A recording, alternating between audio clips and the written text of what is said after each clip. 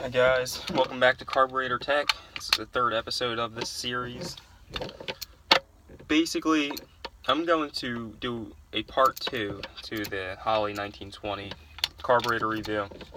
I'm actually going to show basically how this works, because my last one was basically just showing how it performs. Okay, I'm basically just going to explain how this works. Last video I explained the choke, how the choke works, and how the throttle release system works with the choke, which is rare for some carburetors. Not all Holleys have it, but okay. One thing that these Holley 1920s are actually really famous for is, I'm going to see if you can see up here, it's what's called a striker pin. Okay, so basically there's this little thing. This is technically the striker. Then you have this pin in here. This is a one-barrel carburetor, so that's basically equivalent to the secondary. You get the primaries and the secondaries in here. So, how this works is, you give this thing gas. Like right now, I'm giving this gas. Okay, I'm going to show you that this thing actually decides to move down. So I can get a good shot at it. Okay.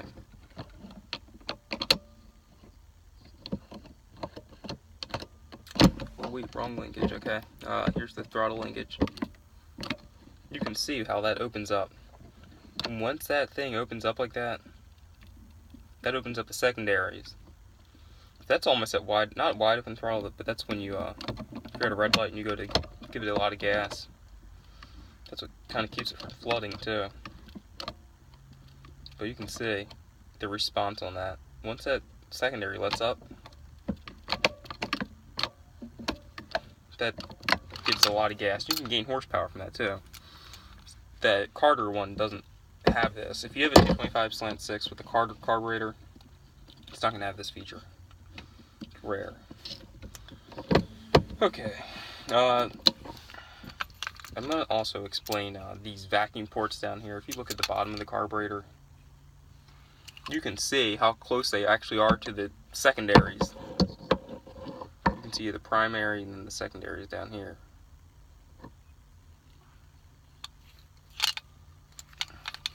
But it's not too hard to fine-tune these. They'll basically run as soon as you put it on. Another person was asking me, wondering what this little port is.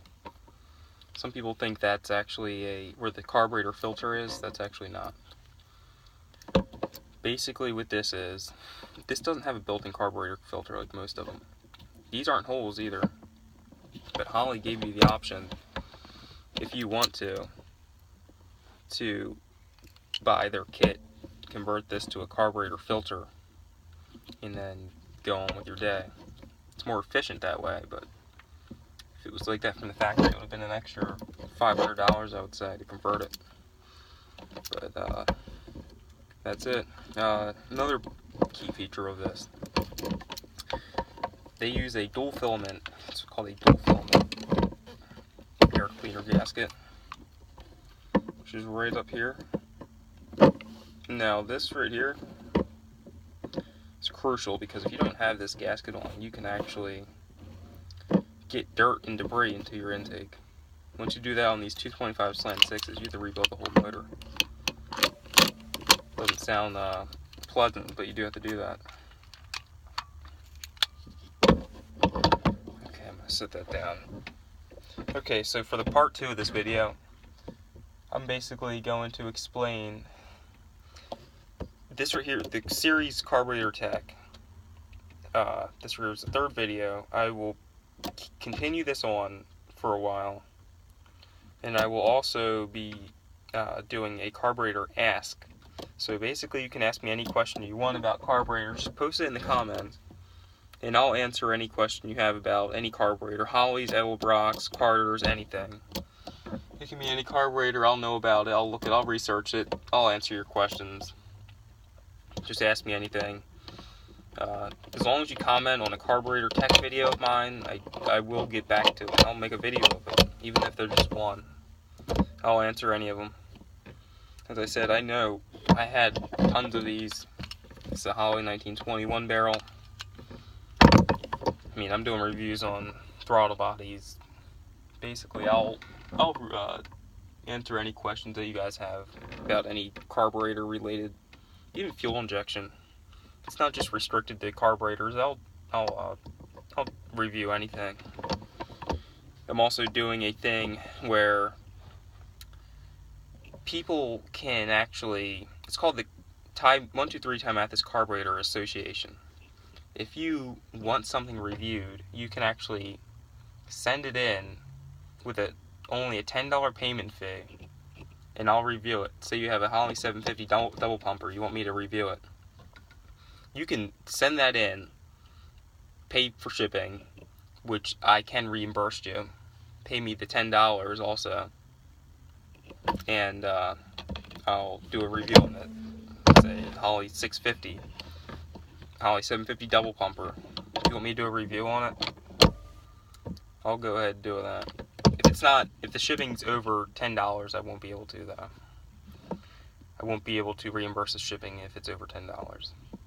But, hence the $10 fee. And it's also a reviewing fee. I also do carburetor repairs under Time Mathis's Carburetor Association.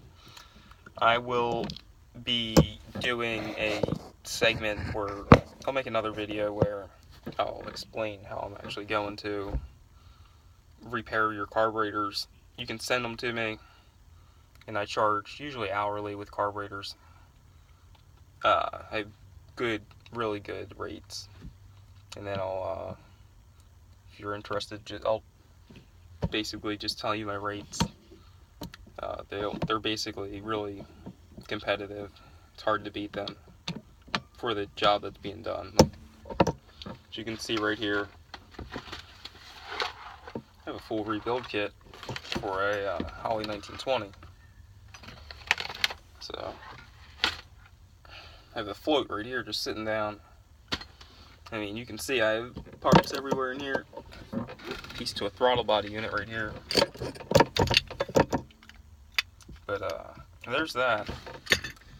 I'm gonna also start another segment where I talk about distributors. I think it might be under Carburetor Tech. It might call it Distributor Tech. I don't know. But I'll explain in depth different distributors for most Chevys and Mopars. But okay. Remember to rate, comment, and subscribe. Comment if you want